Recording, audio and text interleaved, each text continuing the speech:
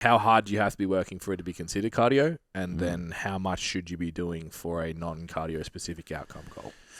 I think like just using the standardized amount of steps per day for health and longevity is probably the baseline. And that kind of sits around 7,000 steps, I'm pretty sure. Yep. So anything around 7,500 or whatever, it's like people that do this amount of steps are less likely to have all of these conditions or things happen to them. So I think as a bare minimum, like that's really good data to be like, okay, so we probably want to be around here most of the time. Yeah. Now I know there's people that obviously are like in certain parts of their off season and stuff that want to utilize as much, calories as possible, and maybe they want to, send the food volume up and maybe create gut distension and change their waist size and whatever. Yep. So they'll actually purposely not move as much, so their body can partition that energy to utilize it for increasing muscle mass. But that's not healthy.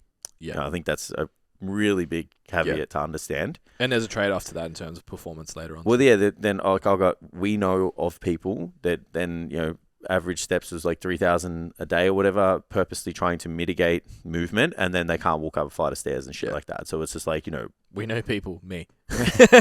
Well, I was actually talking about somebody else, but yes. So then, so I think like from that perspective, like that baseline is about 7,000. And then I think it's just like assessing their overall like kind of health metrics all together. It's like, what's your blood pressure like, which is a really good indicator of like cardiovascular health, resting heart rate, overall kind of stress tolerance. It's like, what it's like.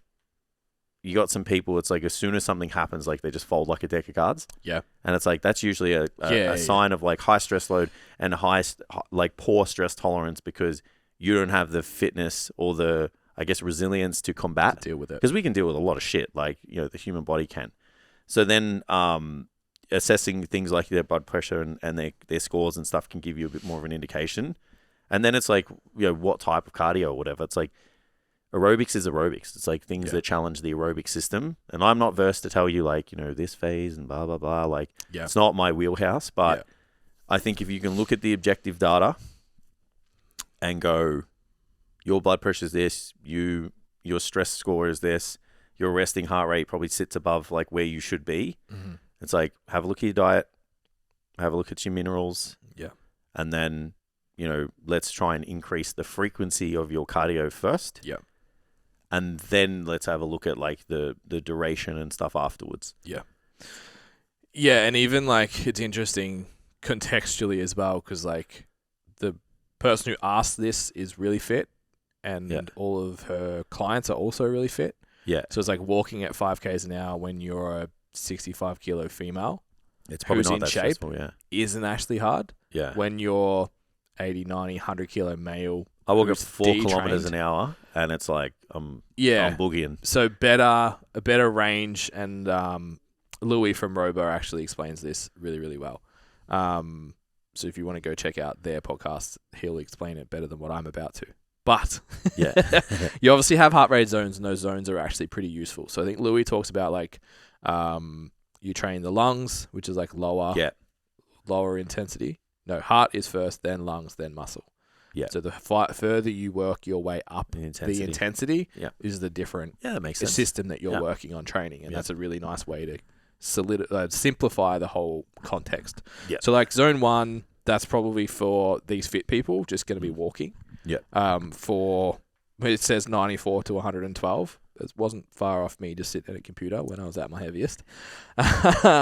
So like that's important to understand. If you are really unfit and you are overweight, whether it's overweight from muscle mass or overweight from body fat, that's a consideration. Going for a walk is probably going to be zone 2, zone 3 exercise.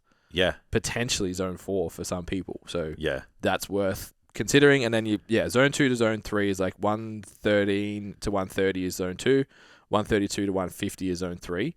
Yeah. Spending extended periods of time in that zone would be better for most people. Yeah. Yeah. And improves your efficiency, improves your recovery, improves your ability to do the thing that you want to do. So if you're a physique athlete, it allows you to do potentially. I've been working on creating some kind of content around this. It's been just bouncing around my head. The push right now is take longer rest periods.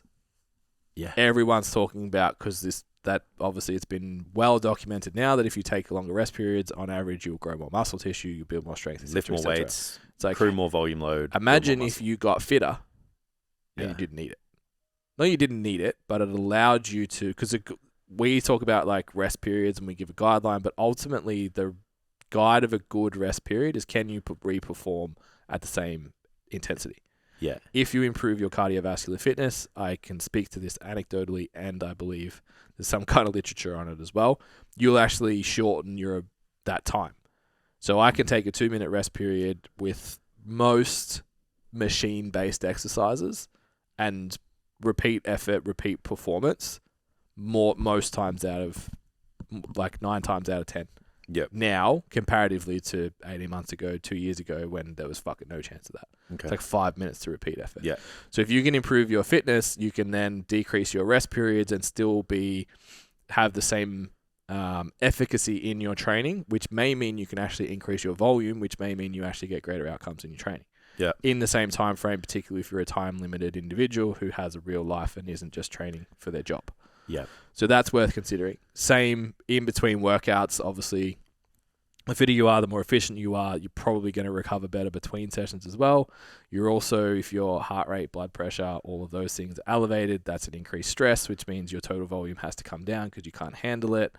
You probably can't eat as much. You're probably not sleeping as well. So you're limiting your progress in all of these areas. Yeah. Not to mention most activity that is cardio based, even walking all the way up, is, for lack of a better term, functional.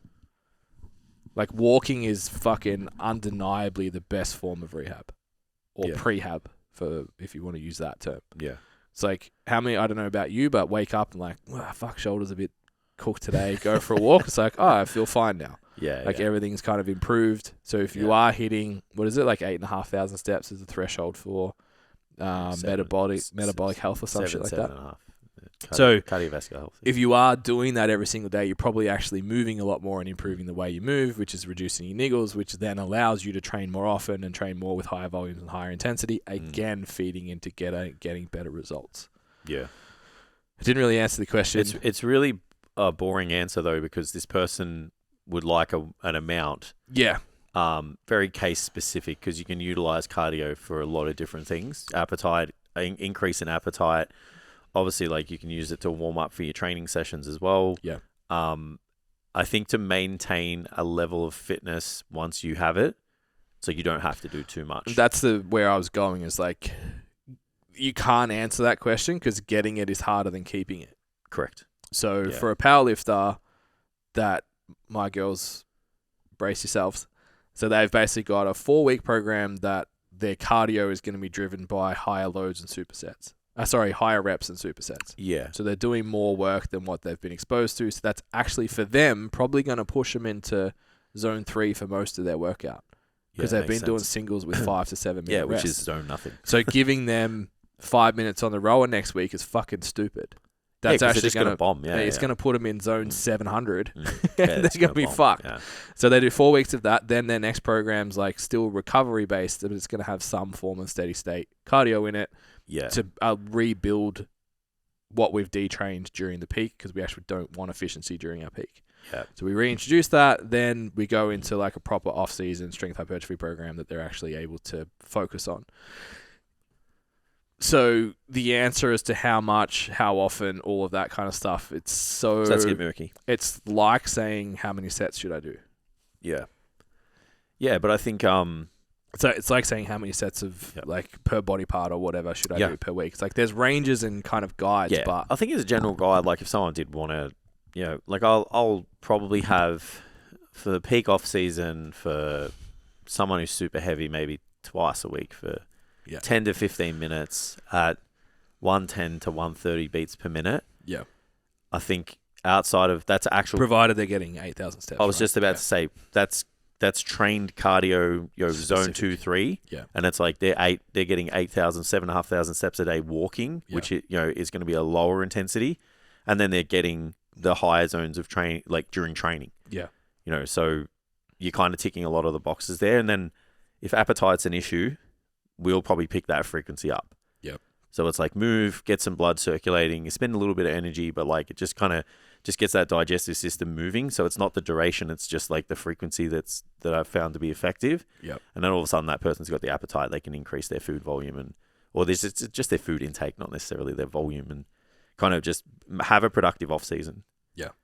So yeah, I think the only other, I'm not challenging you on it.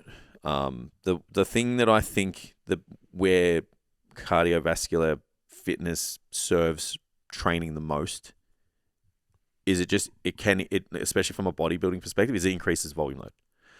And it doesn't necessarily, I don't think I would still take the same rest period if I was fitter, but it just allows me to do more. Yeah. You know what I mean? So because only with the caveat of like you're doing training that requires the nervous system to have a period of time that needs to recover. Yeah. And that system is a different system to your aerobic system. So other than that though, it's like it's the same. Everything you said is quite valid still. Yeah, and I think that only applies in the realm of time limited training. Yeah, which is front of mind for me because it's like I don't 100%. want to be in the gym for more than an hour. Yeah, it's like, and I want to superset shit. So if you go from one thing to another, 100% agree. Yeah. It's like your aerobic system's going to be the ceiling of your performance, and if you don't have the fitness, that ceiling's really fucking low. Yeah. Which means your performance is being affected of it. And that's it. Like supersets, I'm in a training age now where like say muscle group supersets are probably useless. Like how dare you? But should have that Greta soundbite. Yeah. How dare you? How dare you? But like a push-pull superset, yeah, whether it's upper or lower, is actually really time efficient and from a performance standpoint is quite beneficial.